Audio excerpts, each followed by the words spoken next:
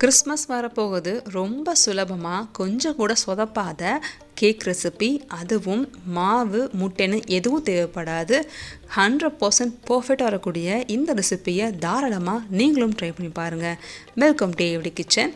இந்த ரெசிபிக்கு நம்ம இன்றைக்கி ஓவன் யூஸ் பண்ண போகிறதில்ல, குக்கர் இருந்தால் மட்டும் போதும். இந்த ரெசிபிக்காக 1 கப் அளவு ரவை எடுத்திருக்கேன்.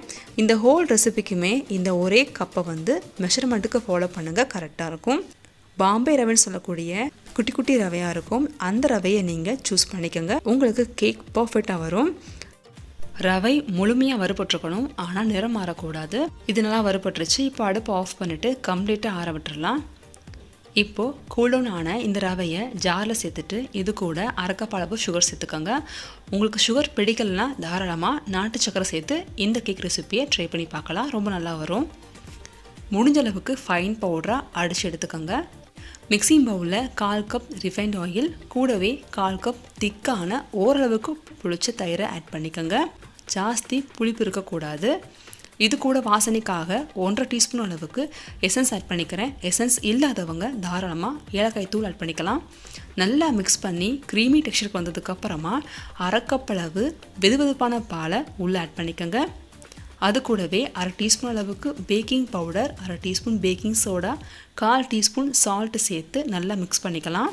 உங்களுக்கு தயிர் ஃபுல்லாக மிக்ஸ் ஆகணும். அதுக்கப்புறமா பொடிச்சு வச்ச ரவையை கொஞ்சம் கொஞ்சமாக உள்ளே சேர்த்து நல்லா மிக்ஸ் பண்ணி எடுத்துக்கோங்க. ரவை நல்லா ஊறணும், 20 நிமிஷம் ஊறட்டும். நம்ம இந்த கேப்பில் கேக்கு தேவையான குக்கர் ரெடி பண்ணிக்கலாம். பாட்டம்லேயும் சைட்லேயும் இதே மாதிரி கம்ப்ளீட்டாக ஆயில் வச்சு க்ரீஸ் பண்ணிவிட்டு பாட்டமில் மட்டும் கண்டிப்பாக ஒரு பட்டர் ஷீட் அப்படி இல்லைனா பியூரான ஒயிட் ஷீட் போட்டு இதே மாதிரி ரெடி பண்ணி வச்சுக்கோங்க. நான் இன்றைக்கி சூஸ் பண்ணது 5 லிட்டர் குக்கர். பாருங்கள், 20 நிமிஷம் ஆயிடுச்சு. ரவை நல்லா ஊறி கிடச்சிருக்கு.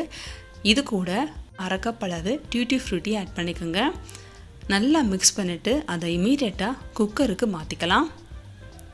இதை மாற்றின அடுத்த நிமிஷமே பேக் பண்ண ஆரம்பிச்சிடணும். ரவையுடைய கண்டிஷனை பொறுத்து பால் உங்களுக்கு கூட குறைய தேவைப்படும்.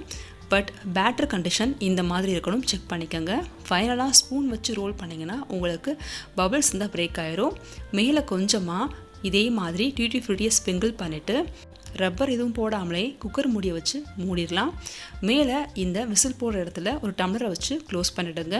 பிரியாணி தம் போடுற மாதிரியே லோ ஃப்ளேமோட கொஞ்சம் அதிகம் வச்சுட்டு 40 நிமிஷம் இதை பேக் பண்ண விட்டிங்கன்னா ரொம்பவே அருமையான ஸ்பாஞ்சியான கேக் ரெடி ஆயிரும். பாருங்கள், கேக் ரெடி ஆயிடுச்சு.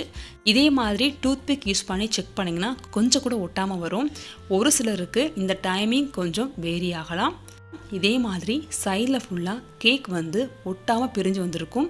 இந்த ஸ்டேஜில் 10 நிமிஷம் நல்லா ஆற விட்டுடுங்க. அதுக்கப்புறமா ஒரு நைஃப் யூஸ் பண்ணி சைட்ஸை மட்டும் ரிமூவ் பண்ணிவிட்டு இந்த கேக்கை டீமோல்டு பண்ணிடலாம். 10 நிமிஷத்துக்கு மேலே விட்டிங்க அப்படின்னா ஸ்வெட்டிங் ஆகி அந்த வேர்வையெல்லாம் இந்த கேக்கில் விழுந்து சாகி ஆகிடும். கொஞ்சம் வார்ம் கண்டிஷனில் இருக்கும் போதே இதே மாதிரி கேக்கை டீமோல்டு பண்ணி அதுக்கப்புறம் பட்டர் ஷீட் ரிமூவ் பண்ணிவிட்டு இதை கம்ப்ளீட்டாக ஆற விட்டுடுங்க. அவ்வளோதான், ரொம்பவே ஈஸியான ஃப்ரூட் கேக் ரெடி ஆயிடுச்சு. அதுவும் முட்டை, ஓவன், ஃப்ளார்னு எதுவும் தேவைப்படாது. இந்த ரெசிப்பியை மறக்காமல் ட்ரை பண்ணி பாருங்கள். ரெசிபி உங்களுக்கு பிடிச்சிருந்தா மட்டும் சேனலை சப்ஸ்கிரைப் பண்ணி சப்போர்ட் பண்ணுங்கள். இந்த வீடியோவை உங்கள் ஃப்ரெண்ட்ஸ் கூட ஷேர் பண்ணிக்கோங்க. தேங்க்யூ ஃபார் வாட்சிங். சேனலை சப்ஸ்கிரைப் பண்ணுங்கள். தேங்க்யூ ஃபார் வாட்சிங்.